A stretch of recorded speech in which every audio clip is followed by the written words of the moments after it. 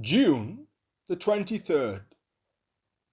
Acquaintance with grief.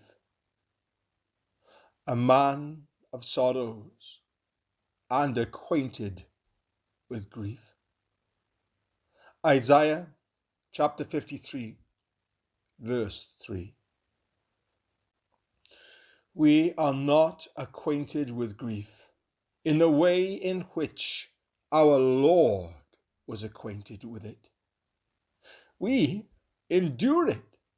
We get through it. But we do not become intimate with it. At the beginning of life, we do not reconcile ourselves to the fact of sin.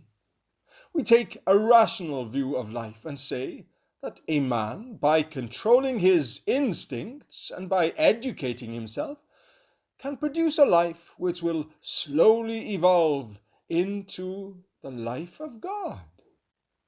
But as we go on, we find the presence of something which we have not taken into consideration. That is sin. And it upsets all our calculations.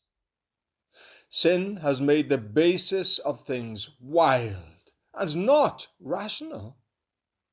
We have to recognize that sin is a fact, not a defect. Sin is red-handed mutiny against God. Either God or sin must die in my life. The New Testament brings us right down to this one issue. If sin rules in me, God's life in me will be killed. If God rules in me, sin in me will be killed. There is no possible ultimate but that. The climax of sin is that it crucified Jesus Christ.